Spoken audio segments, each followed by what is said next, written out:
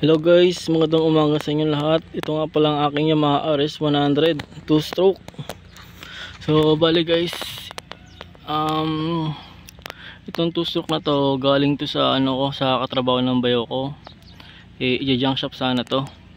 So sabi sa akin ng bayo, pinakita sa akin yung picture, sinend sa akin sa messenger. Sabi niya, bilhin ko daw to kasi mukha pa siyang bago talaga, kulay orange yung kulay niya. Kaso ito pinin ko siya ng black. Bale pagkabili ko dito guys, meron na kagad siyang ganito. Bale yung pormahan niya copy racer na talaga. Bala ko sana siyang gawing scrambler build. Kaso may scrambler na ako, yung TMX ko. Para maiba naman, ginawa ko na siyang copy racer. Ito siya. Bale ito guys, siya guys, contact point to na motor, yung Di Platino.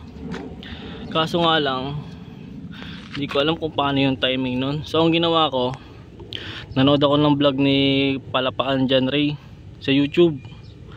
Ang ginawa niya, kinonvert sa CDI. Bali ang CDI na gamit ko dito pang HD3. Tapos yung pipe nito guys na medyo baldado na kasi tunog nun, kaya bumili ako ng tune pipe sa Shopee, halagang 1.3. Yan, ito siya guys, maganda yung tunog niyan. Yan. Bali problema dito yung upuan niya, kailangan ko na itong ipa-upholstery. Yan. Yan. Kung may mga katanungan pa kayo guys, comment ako sa baba para masagot ko yung mga katanungan nyo. Bali bago pala ako sa vlog sana huwag nyo kalimutan like and subscribe ang aking video para mas marami pa akong video na ma-upload para dito sa RS100 ko. Kaso nga yung RS ko minsan pag sobrang init na, siguro pumalya yung ginawa kong CDI conversion, kasi nga mali ate pagkakabarena ko, gumagalaw-galaw kasi yung primary niya. Sobrang init siguro, yung bila siya pumapalya din, mamatay. Pero pag start ko okay naman siya ulit. Problema ko minsan siguro yung piston, naka-rebore na kasi ito ng 50. Yung piston ring niya may alog-alog na, so kailangan ko na order ng piston. Ako na lang magkakabit. Bale iba-vlog ko na yung guys, ay papakita ko sa inyo. Bale test drive natin siya guys. For today's vlog, ipapakita ko sa inyo tong RS100 ko na aking binild. Ito na siya guys.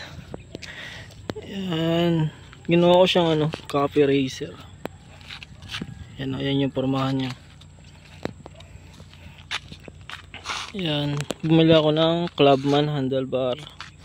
Tsaka yan, konti lang naman napalitan ko. Pininturahan ko na rin pala siya, pinapinturahan ko. Bali yung upuan na lang guys yung hindi ko pa napapalitan. The rest okay naman na. Bali yung plaka niya hindi ko pa nakakabit. Tapos naka siya, tune pipe. Ayan, dito tayo ngayon sa road dike, dito sa road 3 banda. Ayan siya guys. Pero may issue pa rin itong motor na to. Pag na siya, pag pag sobra na siya sa init, namamatay pa rin talaga. Bale palpak yung pagkakabit ko ng primary niya. Dali masunog. Kaya gagawa ko ng magandang bracket para di siya nagagalaw. Yan, paanda rin natin siya. So guys, itong aking RS100, bale ite-test drive natin siya ngayon kung gaano siya katulin. Yan, lagay ko muna sa helmet ko yung camera ko. Wala kasi pambili ng camera na sports cam, kaya cellphone vlogging muna tayo guys. Yan, para meron tayong mga paano ayusin natin. Yan, panda rin natin guys. Actually 1 kick lang to pag hindi palyado, 1 kick lang siya.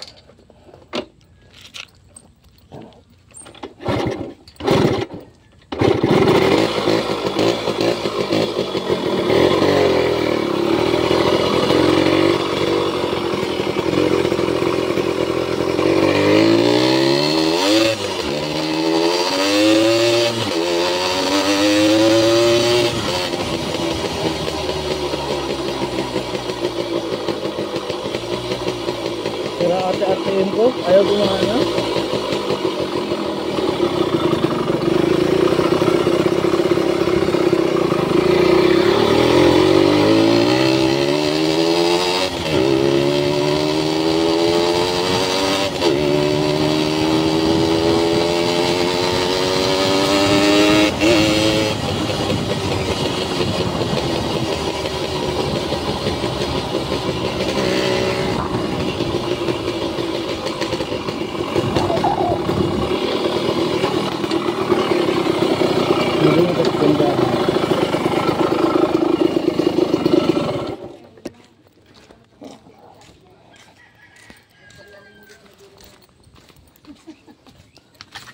Pabili.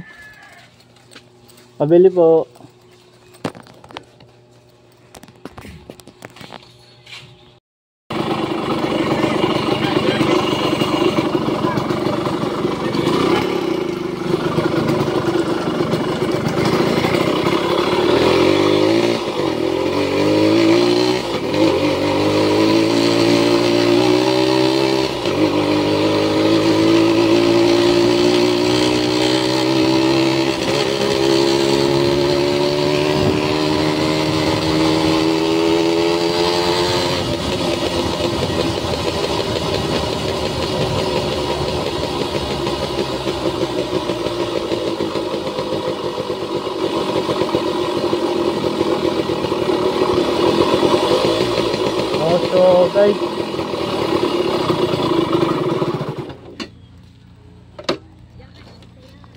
So guys, bale yun lang yung video natin for today.